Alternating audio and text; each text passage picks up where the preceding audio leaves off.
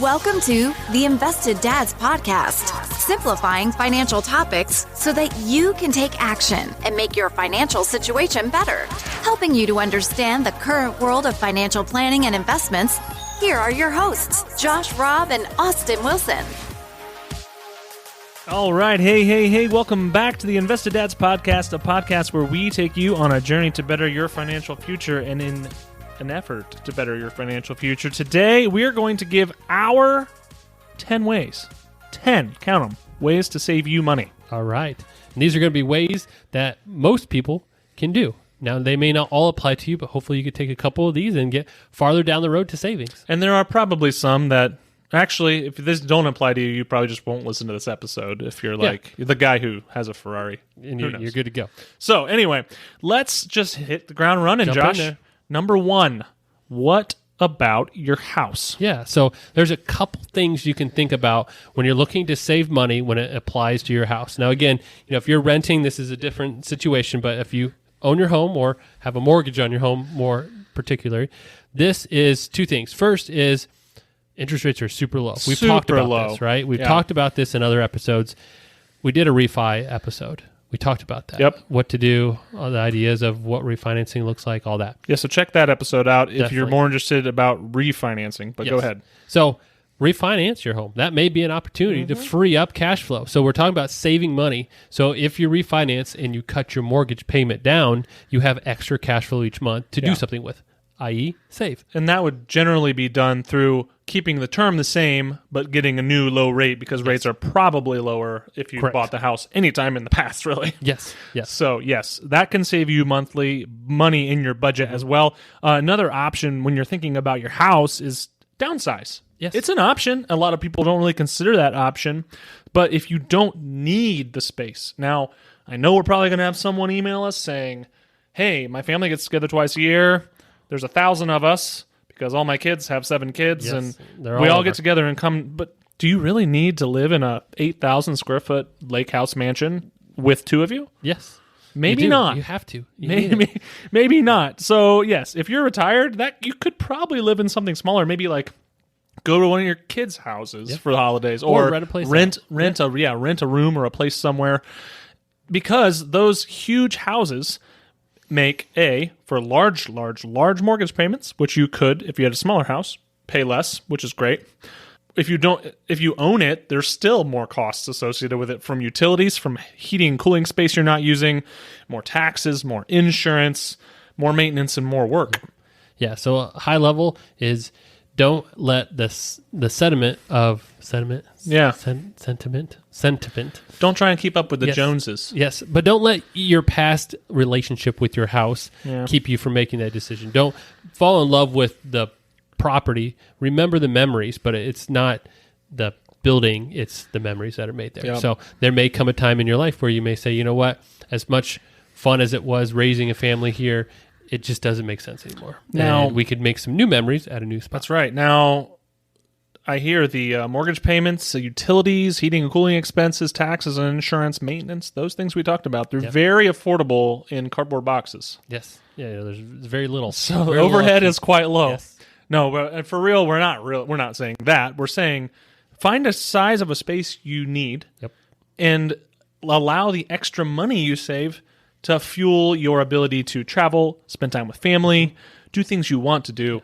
Because having more house than you need can be kind of a weight, kind of an anchor. Yes, you can definitely. And a lot of what we're going to talk about today really comes down to prioritizing your needs and desires.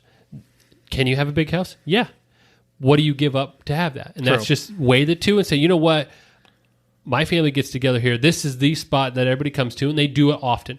Okay, that makes sense. We really don't like to travel. We don't do a lot of that. Okay, that's a location. Everybody can come.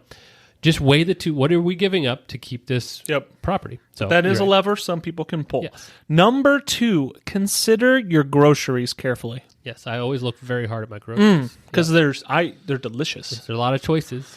But some practical things you can do when you start thinking about your groceries. Don't go to the store hungry, which I feel like I often do. Oh, that's a bad idea. because Yep. and then I'm like, yum, that sounds good. And I know yum, it too. that You're sounds there, good. you're just grabbing stuff, and you're Right. like, I would not be picking this up if I wasn't So starving. don't go to the store hungry. You make impulse purchases. It's not great. Number 2, speaking of that, stick to the list. Take a list with you. Plan your meals out. Do whatever. Stick to the list and don't buy things that aren't on the list.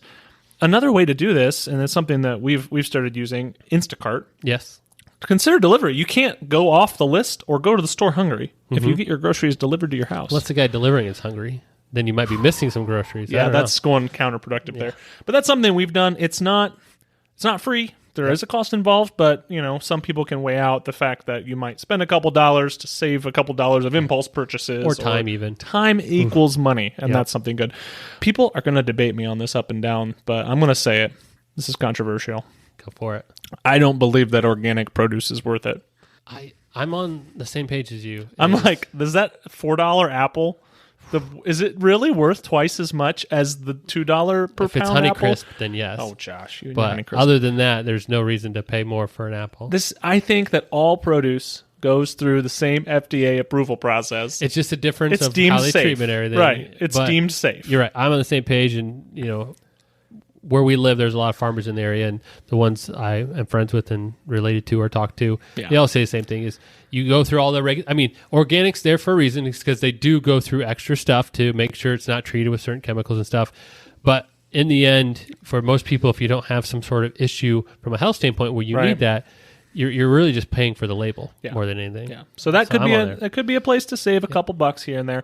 Another option, when you're thinking about your groceries, is it's okay to use coupons, find deals, Yep. and know there's probably more than one grocery store in your town. At least when I was growing up, there was one grocery store in town. But if you're in a bigger town, there's plenty of options. So different stores have different coupons, different deals, different things are different prices.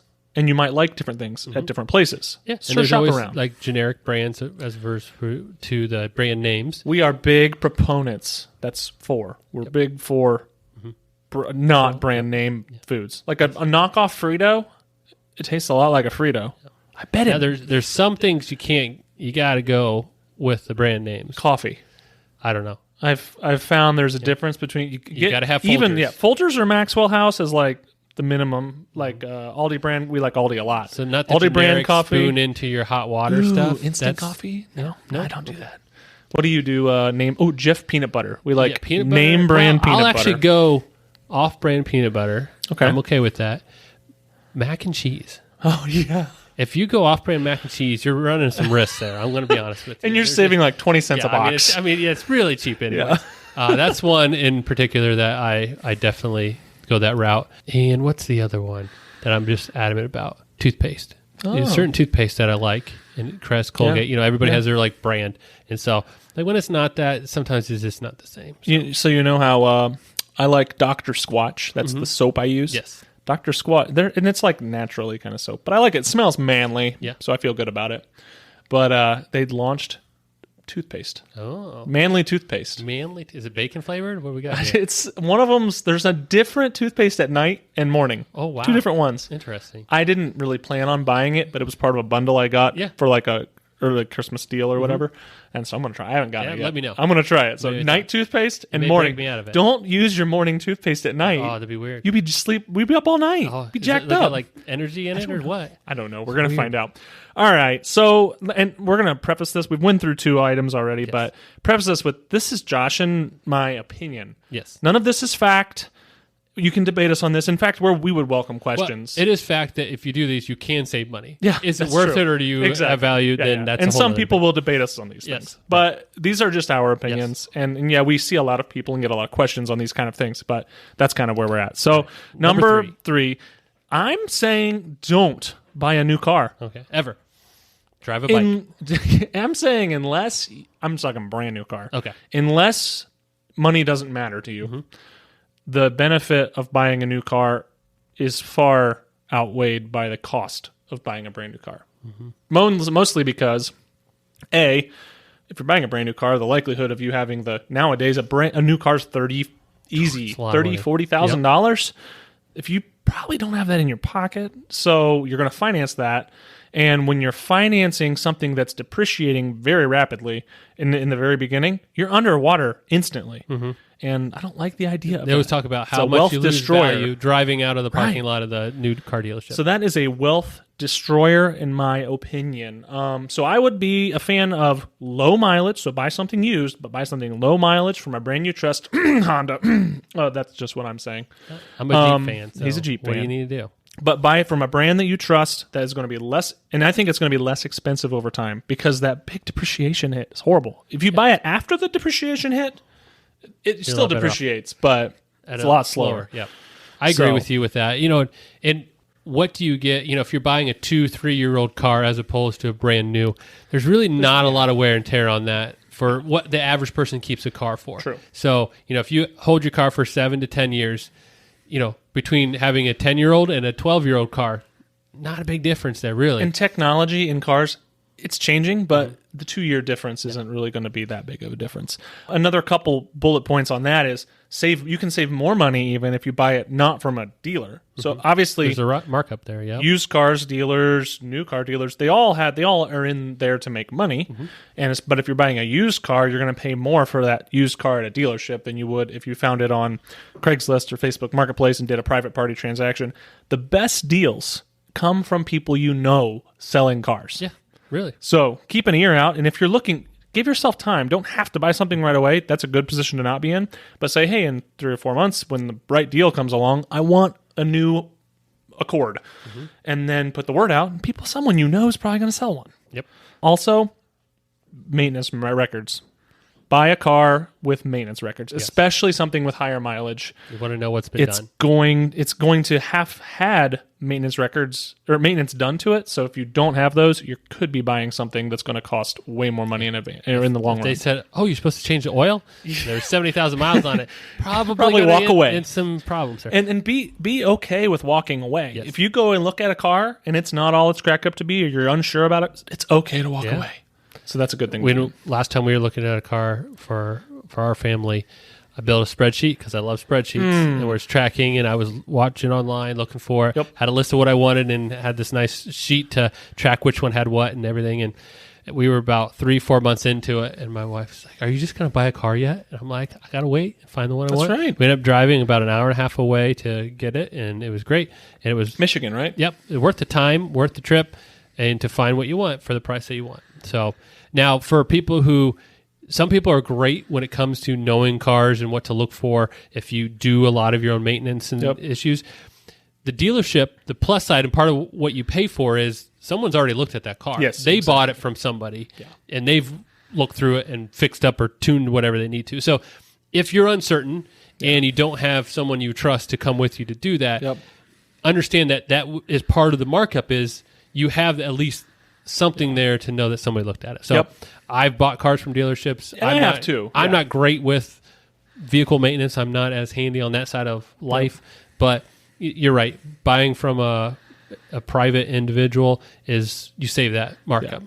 So speaking of maintenance, I think my number 4 money saving option that people can have is to do some routine maintenance work on your vehicles by yourself. Yes. So things like changing your oil, rotating your tires, just topping up your fluids. Every time I drive forward, my tires rotate. So I'm good, right? Yeah, you're I good. mean, they're always rotating. Exactly. Just Constant constantly. rotation. That's a circle, right?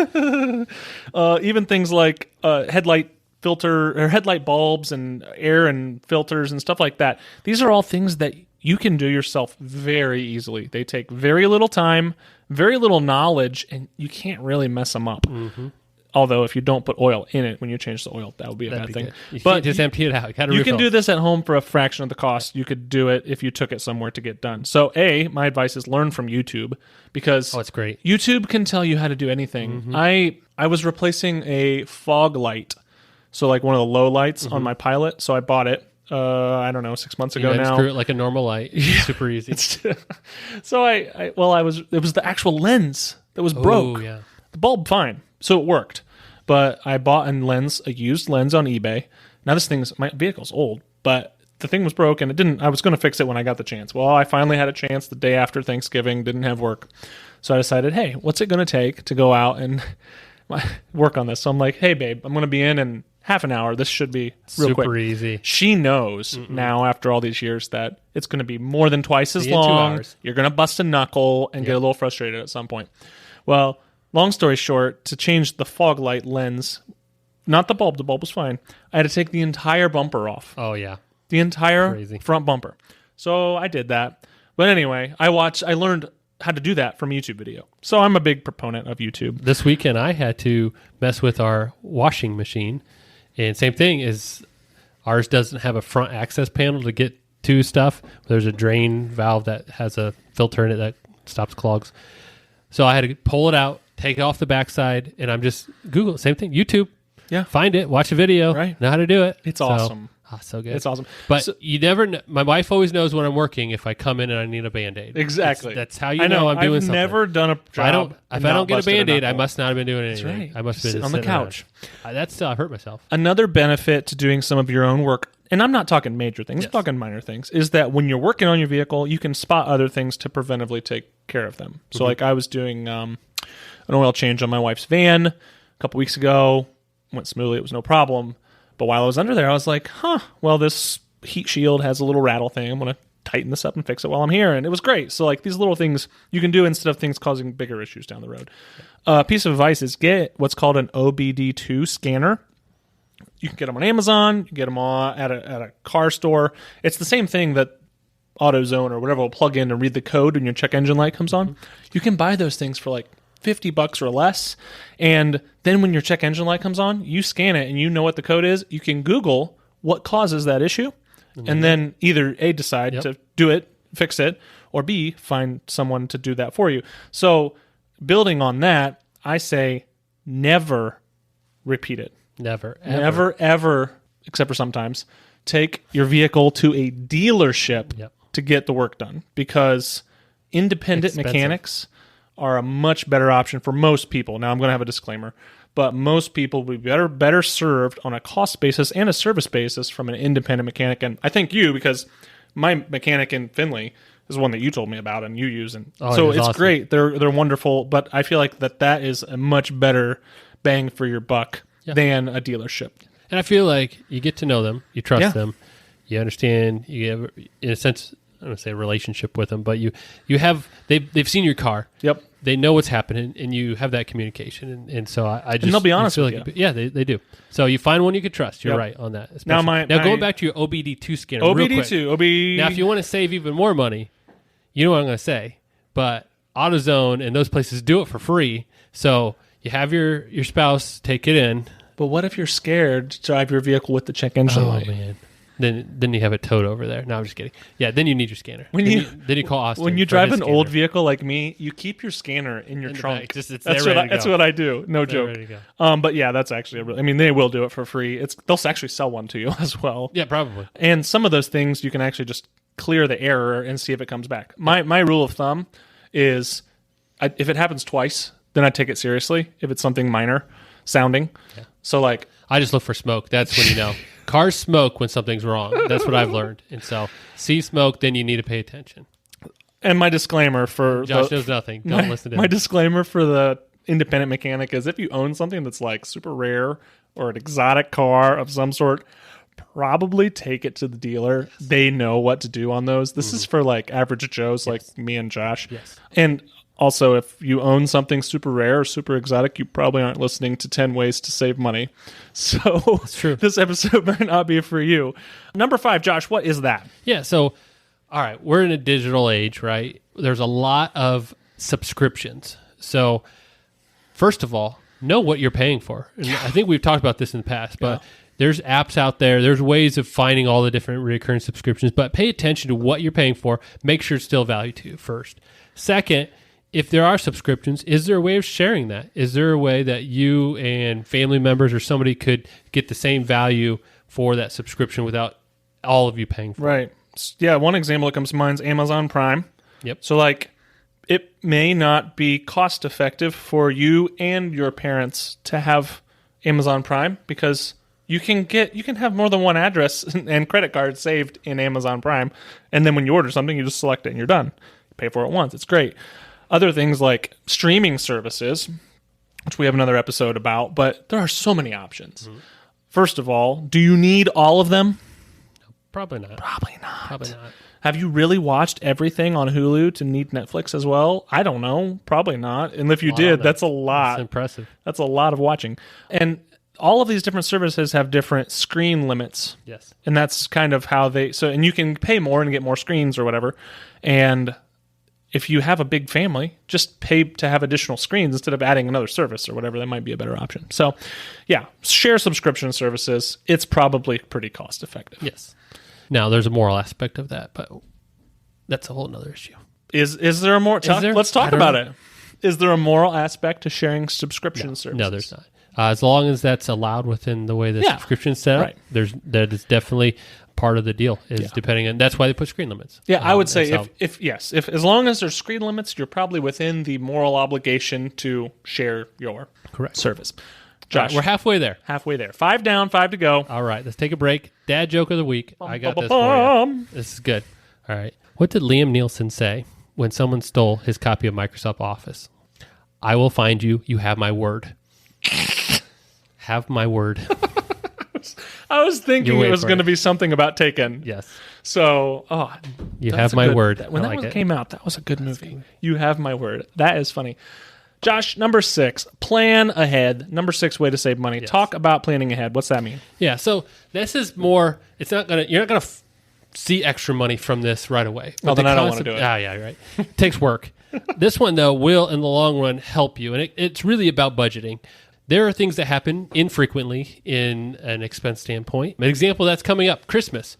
Yeah. Every year it's December 25th. It happens I'm not going to. I mean, it shouldn't be a surprise to you, but surprisingly, when we talk finance, a lot of people from a budget standpoint are like, them out. I don't know where this money's going to come from to pay for everything I want to do for Christmas. What did you do the last 11 months? Right? And that's what this is about, planning ahead. So, okay, January, I know Christmas is going to happen again.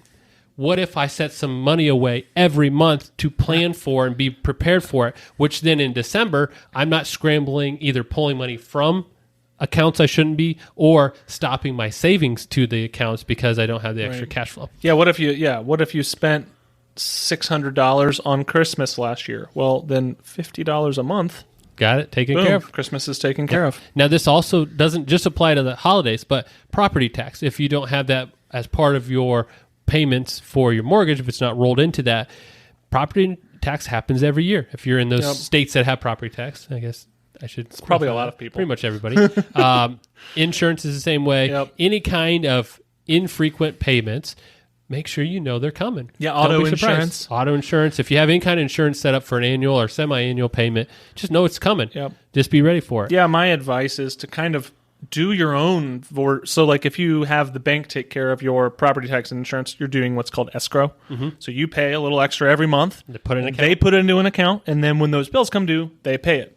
Well, do that yourself. Mm-hmm. And then, so you know what, generally speaking, plus or minus, so it moves up and down every year or whatever. Not down. Things get more expensive every year, but you know what your car insurance is probably going to be. You know what your house insurance is going to be. You know what your property tax is going to be within reason. Yes. So you can just set it up to automatically put 1/12 of that every month into an account.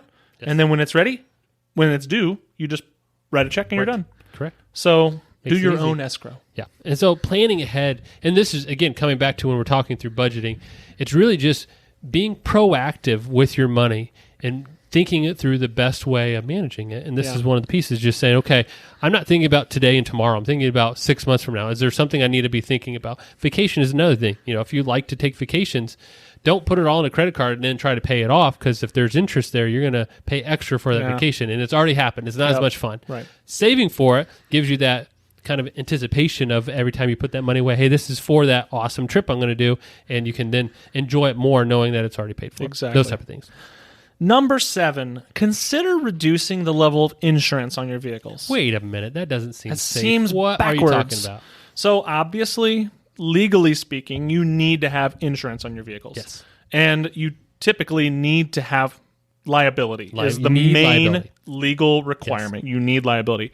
I would also recommend for a couple dollars adding comprehensive, because that's like if you hit a deer or a tree falls on your thing. Very cheap.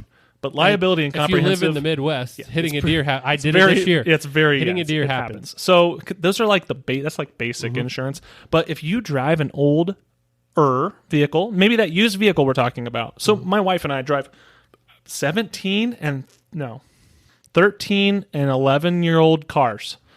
They are not worth having collision insurance on, in our opinion, because we can replace them very affordably. Yeah. Now, if you own something newer, maybe a little bit more, worth it or whatever, or if you have a loan on those vehicles, you'll be required to have collision insurance typically. But if you can reasonably, affordably, whether a very short-term, low interest rate car loan, or you've got the money saved up in an emergency fund or whatever, you can replace that vehicle really cheaply, really easily. You don't really need to have all this insurance. And you could save on your premium pretty substantially because collision insurance is the biggest portion of your insurance premium. So, our example is we've got a 13-year-old Honda Odyssey. Love it. Great van, very reliable. Do my maintenance on it, keep up on it, but it's not worth, I don't know, it's probably worth $5,000 or whatever. It's got 140,000 miles on it, and it's not in perfect shape because it's used. Do we really need collision insurance on it? I don't think so. So we've chosen something like that, and we save money on insurance. But if something happens, that's on us. Yep. So you just have to plan ahead for that. And on top of that, you talked about your payments, right, for insurance. There's another way reducing that is increasing your deductible. Yeah, that's right. So the idea there is, you may have a $250 deductible where if something happens and my insurance is covering it, the first $250 is on me. Then everything else after that, the insurance covers. Well, if I have an emergency fund set up and I have everything set aside, what if I double that to $500? So I pay the first $500 and then they'll pay the rest. Well, that's going to reduce my monthly cost. It's going to reduce because it's going to reduce their risk. Yes, because if it's a small ding, chances are they may not be involved at all. Exactly. And so if you can, and make sure you can have the ability to pay it so that you can get your car repaired, but you can increase your deductible or increase your premium to. Increase your deductible to decrease your premium. Yes. Same is true with your house. Again, look at that. Make sure you can cover that cost, but doing so can save you monthly premium. Absolutely. And kind of building on our car insurance or any insurance, work with an independent insurance agent. Yes. So that's someone they're an insurance agent that can work with any insurance company. They can shop around and find you the best deal, and they can find you the best deal on your home, your auto, your boat, whatever, umbrella, and they can all the stuff. They can even lump it in, like bundle it, especially if it's all with one provider or whatever. But they can do that and run different scenarios for you, and that can save you a lot of money as well. Yes. I know that we've got our house, motorcycle, and cars all on one policy, and because we bundle it, we get a significant discount. It's nice. And always ask about different discounts. Yep. Because they have all these crazy things. Does your car have an alarm to it? There might be a discount for that. Do you have a fire extinguisher in your kitchen? Well, you could get a discount. There's all these things you can do to get discounts. Don't be afraid to ask to reduce that payment. Number 8, cook at home more. Yes. I'm really a proponent of eating. I like it. And so because I like to eat, my dad always told me, you got to like to cook. Mm-hmm. So I love to cook, and I cook a lot. But truth be told, the cost per meal of cooking at home compared to going out is so much cheaper. Oh, yeah. And especially when you've got a bigger family. Mm-hmm. You've got 4 kids. Oh, it's expensive. So if you go out to eat, you're anteing up pretty high. Yes. And you think about, to me, the biggest example of this is steaks. If you go to a steakhouse to eat and you order the steak, then you go to the grocery store and buy the exact same steak, you see what that difference you're paying for someone else to cook that steak for you is. Right. And to me, that's always the biggest example. Now, they do a better job of cooking than I do most of the time. But I can make an okay steak and save some money. Yeah. And you're right. Now, the caveat here is, again, for everybody, you could save money, but is it worth it, the trade-off? Now, if you're not a good cook, then maybe it's not worth it. Or you're going to become one real fast. Yeah, but if you can survive the food poisoning, you will be all right. So a couple of perks is you might enjoy cooking the more you try it, the more you do it. It can be healthier, especially if you're, not eating fast food. I mean, you control it too, exactly right? What's in it. If you need to reduce your sodium, you just don't sprinkle a little bit more of that in there, right? You just control how much goes in. It's a delicious hobby. So I'm a proponent of cooking. But I also like to say that you got to live. Yeah. So it's okay to get takeout or eat out sometimes. We typically on the weekends are a little bit more lax on eating out or getting pizza or takeout or whatever.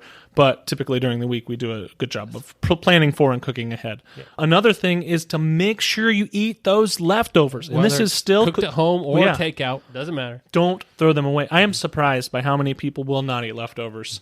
And I grew up eating leftovers because it's a good meal for one, but it saves a whole nother meal that you have to make. So in time. Eat your leftovers. Take your leftovers to lunch the next day. Pack your lunch. Mm-hmm. These are ways that you can save money with your food. Yeah. And leftovers, packing your lunch, just the concept, again, comes back to planning ahead. It's just thinking through, all right, if my family's busy on Wednesday nights because we have events that go on Wednesdays, maybe I make a big meal Tuesday when I have more time, and then we have leftovers. Yep. Like thinking ahead, so then you're not forced to, we better just go grab food. We don't have time. So again, it really just comes back to thinking ahead and planning. That's huge. And I know, statistically speaking, in America, we have a huge food waste issue. And I see this in my own house. Sometimes we'll get done with eating and I'm like, I didn't finish that or whatever. Or things, you have too many leftovers in your fridge. Yes. And then you never get to it or whatever. And we should really just collectively eat your leftovers, but maybe don't make such an excess all the time. That's a hard thing to do sometimes, especially when there's we only have 2 adults. So it's really hard to cook for 2. Yep. But yeah, throw away less food as well. I found that was the biggest transition for some people in the empty nest stage. Oh yeah, all the food they used to need. Let's say you had 2, 3, 4 kids at home, and then now they're all out of the house. Your meal planning is totally different. Your recipes are probably way off now. Yeah. And so you tend to have a lot more leftovers, or at least early on, because you're making that adjustment. So yeah, when my brother and I were in high school, we just ate obscene amounts of food. Crazy. Right? And I do not know how my parents afforded to feed us all the time because we just ate them at a house and home. And now I have a 4-year-old little brother who lives with mom and dad still, and the rest of us are out of the house, and he doesn't eat hardly anything. So their food life has changed substantially. Nice. Yep. Number 9, stop buying the newest gadgets. Don't tell me that. And I'm guilty of this. I am an Apple guy. You're an Android guy. Yep. I'm an Apple guy, and I like seeing when the new things come out. I like having a relatively new whatever. But the truth is, last year's iPhone or Android, they're going to work great, and you're going to get 3 or 4 years out of it, and it's going to be fine, and it's a third the cost of the brand new one.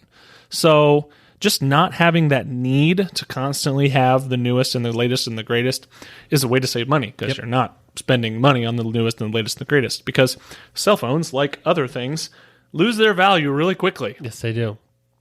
Or phones or computers or tablets or anything like that. So let's just work on maybe use what you have a little longer, buy a affordable last year's model. Those are some ways to keep to save some money there.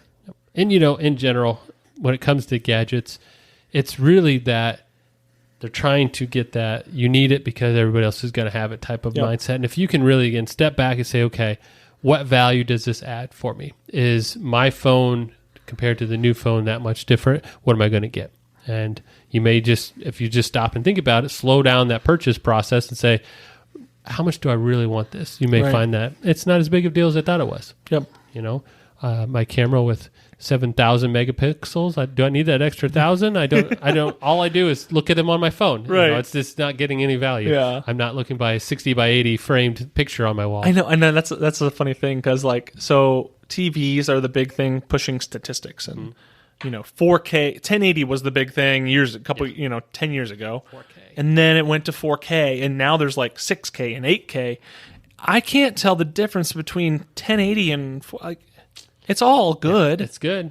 So let's just be cool. At some point, too much detail is probably not good. I know. You're going to see all the imperfections in the movies you watch. No one wants to see that. Number 10, and last but not least, Josh, what you got? This is just one of those that you probably tell your kids, save your change. Use that extra change. Now, most people are going to say, I don't use cash anymore. I was just about to say that. Digital. Well, guess what? They got an app for that.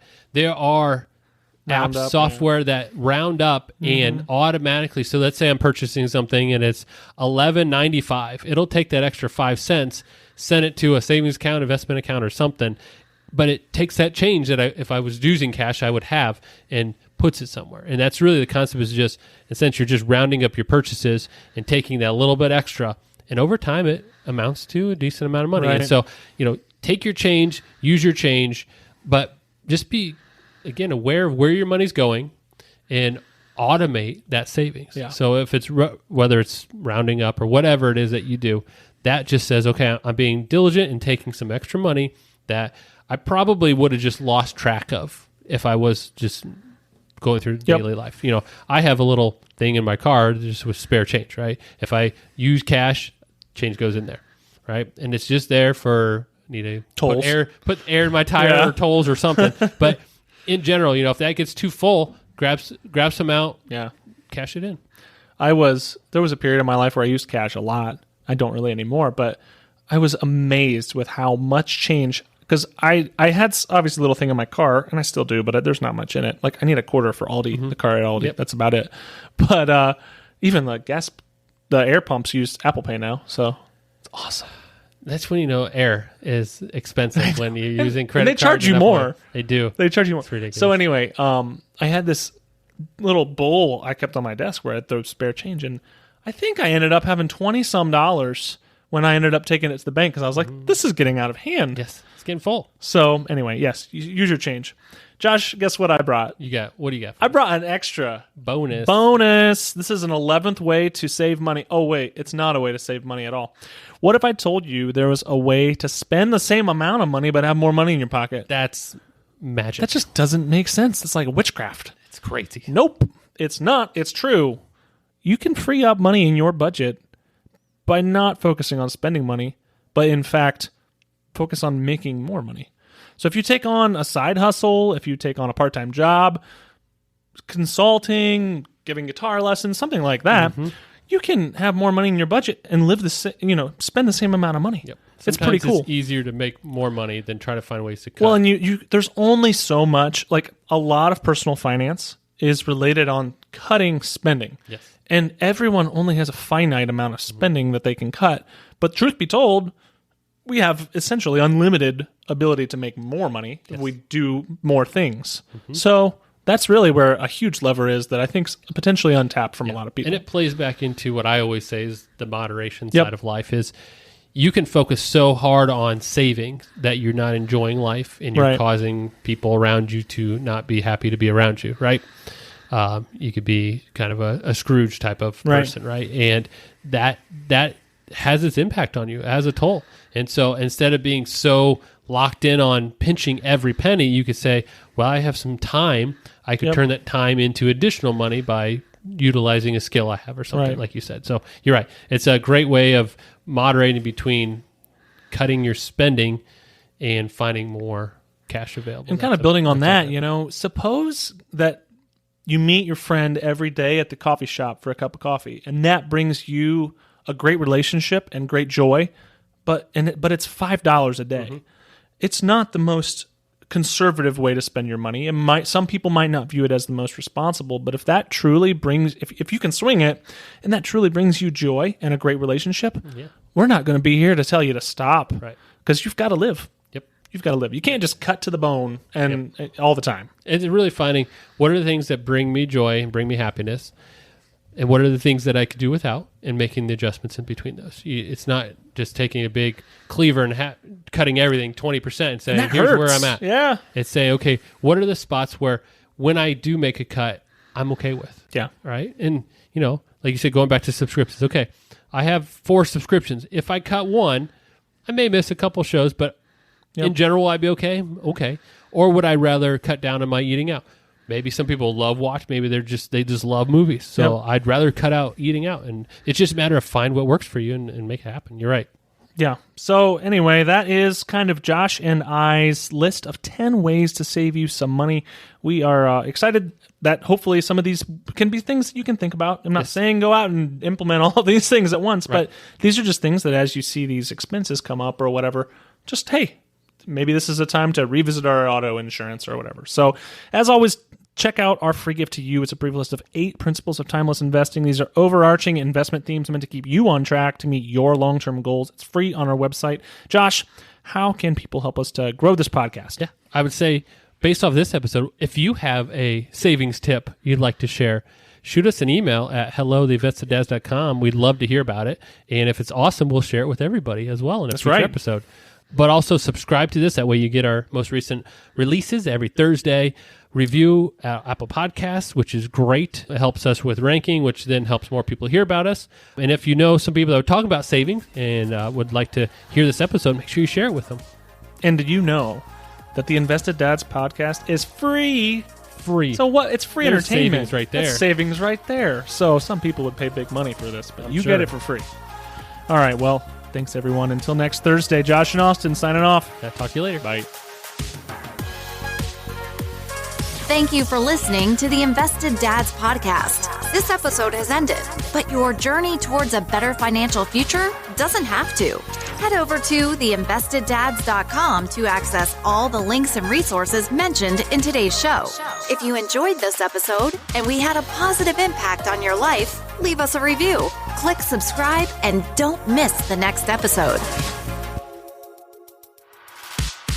Josh Robb and Austin Wilson work for Hicks & Zerker Capital Management. All opinions expressed by Josh, Austin, or any podcast guests are solely their own opinions and do not reflect the opinions of Hicks & Zerker Capital Management. This podcast is for informational purposes only and should not be relied upon for investment decisions. Clients of Hicks & Zerker Capital Management may maintain positions in the securities discussed in this podcast. There is no guarantee that the statements, opinions, or forecasts provided herein will prove to be correct.